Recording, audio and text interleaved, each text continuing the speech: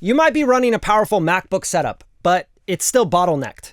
There's too many dongles, drives competing with displays, limited ports, and you're constantly unplugging and plugging in MIDI keyboards. And the bigger problem most people don't realize is everything is fighting for bandwidth behind the scenes. So this is the first dock that I've actually used that removes all the bottlenecks. And I rebuilt my whole system and setup around it. This is not just a review though for the iVANKY FusionDock Ultra. This is a real world workflow breakdown of how this dock fits into music production, video editing, and content creation. All things I do in this room. I'm going to show you exactly how I use it day to day, and I'm also going to compare it to the FusionDock Max 2 so you can decide which one's better for you.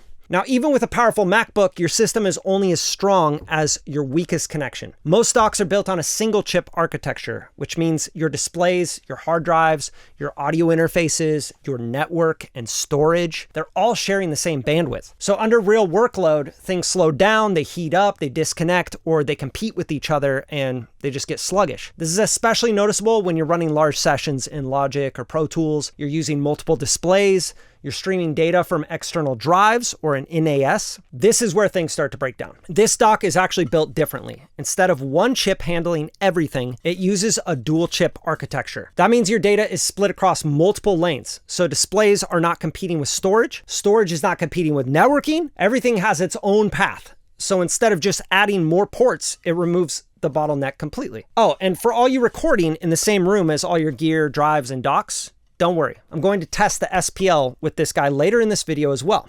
And it might shock you when I compare it to the FusionDock Max 2, so stay tuned for that. Now, one of the biggest upgrades for this Ultra dock is you can run up to 4 native displays on your Mac without any workarounds like no display link, no hacks, no latency. In real world, it looks like you have a screen for your DAW, one for editing or arrangement, one for plugins, mix window, and one for content, reference, or video, especially if you're scoring to picture. That's invaluable. It turns a laptop into a full desktop environment. Now, let's run this dock through some real world testing.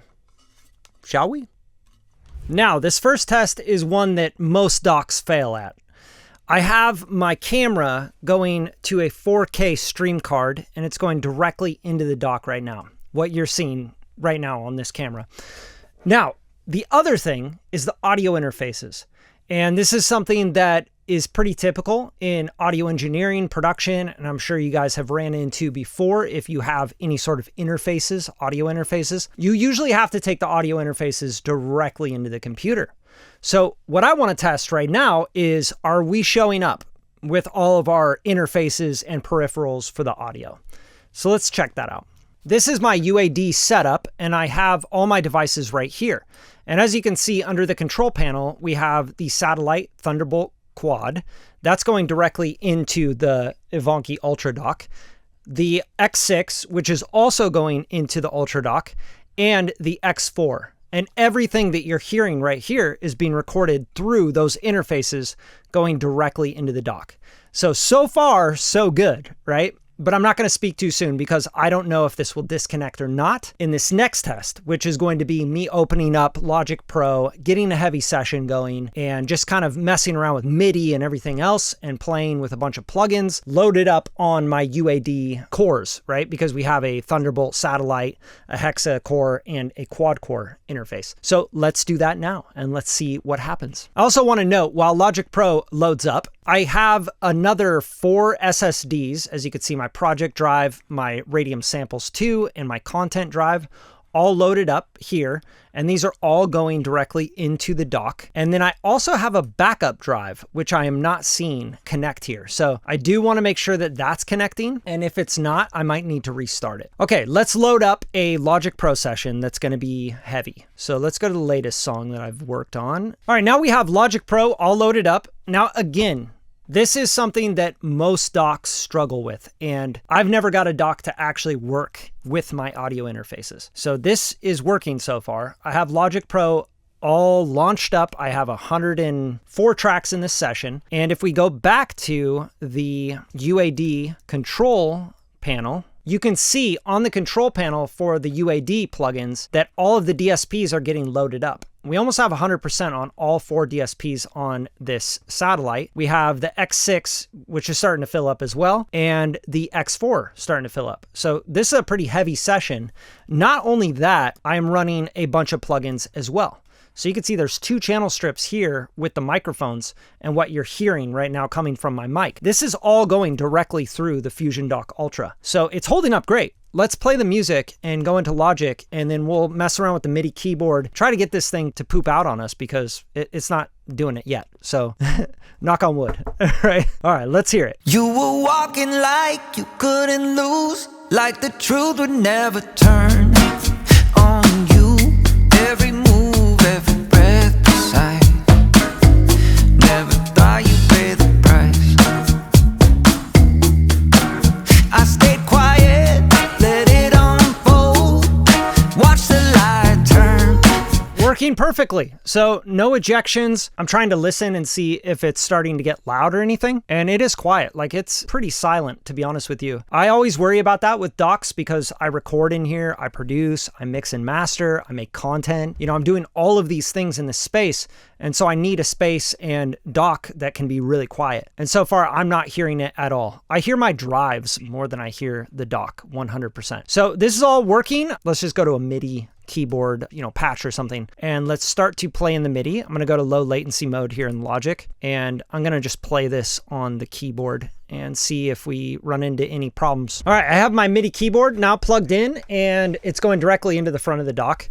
There's a lot of USB ports on this thing. There's only for USB-A, not as many, but you know, I don't think most people need USB-A too much anymore, besides for your MIDI keyboards. And I think there are like 4, but compared to the Max 2, this has 5 just on the front, you know, of USB, but a couple of them are 2.0. They're not 5 gigabits per second. And then there are 2 on the back as well. So there's more USB-A type ports on the Max 2, if that's something you need a lot of. Like, for example, you have a ton of MIDI keyboards and MIDI stuff going in, drum pads, etc. You might want to go with a Max 2, especially if you don't need like the super crazy displays. You know, you don't need like 4 displays going on. So let's play with this keyboard.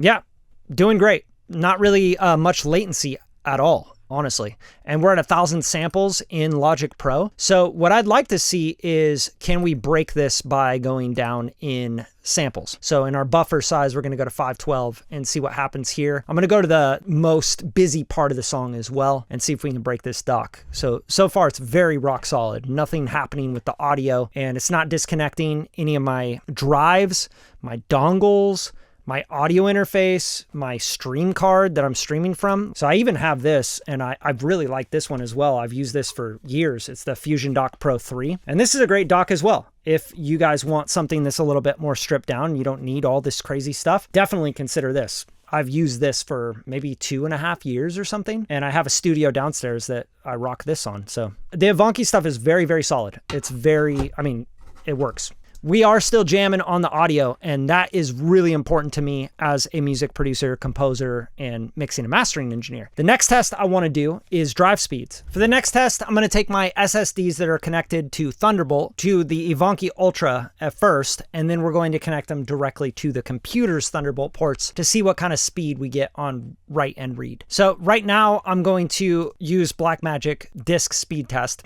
And we're going to select our target drive, and that's going to be one of these connected Thunderbolt drives. So let's just grab the content drive. We'll hit open, and let's start the test.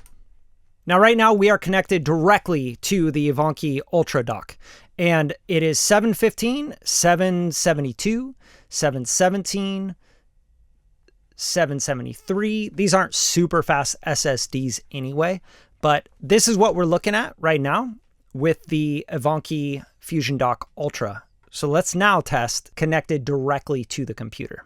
All right, now we're connected directly to the computer. Here's the last test from being connected to the dock, 716.4 and 783.3. Now let's go and select the same exact drive. We're gonna go to the content drive, and let's open it up and start the test. And there you go. You're not losing any speed whatsoever. Let's hit that again. Let's just to compare this again. So you got 716.4, 783.3, 716.2, 784.8. Okay, so we are like consistent. We're not losing any speed whatsoever going through the dock. That's really cool. That means that the dock and the dual chip architecture is really making this a lot faster, and we're not killing any bandwidth. Now, again, I've done a video on the Max 2 dock, this one here, and I already did this video, and I'll leave a link in the description for you guys that want to check out more about the Max 2. But we barely lost, like, I think it was like 2 or 3 megabytes per second using the dock compared to going directly into the MacBook Pro. So we're not really losing any speed on write or read with using these docks, which is a great thing. That means that they're designed right. All right, now let's put the docks to the test with an SPL measurement test using an app from my phone, where I will put the phone right up to each of these docks to show you the dB SPL A-weighted, so you can see and hear how loud they actually are.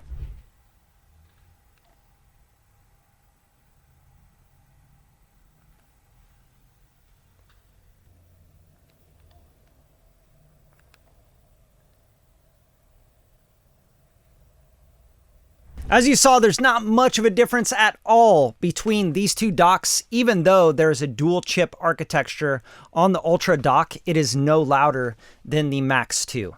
So either one you pick, they're really not that loud. It's like a very, very low whisper. So something to think about if you do have a problem with the noise of an active fan, then you could just move it a little bit further away from your ear. But these are way quieter than my drives that are going on right now. My, SSDs or any spinning drives, God forbid. Now, a couple different things to consider when you're considering a dock, right? The Ultra has 26 ports. We have a shit ton of connection. So if you are running a lot of different things, you have a lot of external hard drives, you got MIDI keyboards, you got interfaces, you got cameras, you're doing a ton of stuff, and you're doing some pro stuff. You got 3 or 4 displays that you want to go at 4K. This is going to be your answer right here. If you are kind of slimmed down and you don't really care too much about having additional displays, like I don't care that much about displays because I'm not doing a bunch of video editing and coloring, right? So like colorists, video editors that are going in on Avid or Premiere Pro or whatever, they're like going crazy with it. They might want to get the Ultra. Like that's going to be super important for them. But for me, I think the Max 2 is actually plenty powerful and it does a great job. The one thing I would say is that with the Ultra, I'm getting the dual chipset. It's just really stable for my audio system. So as a mixing and mastering, producing, composer,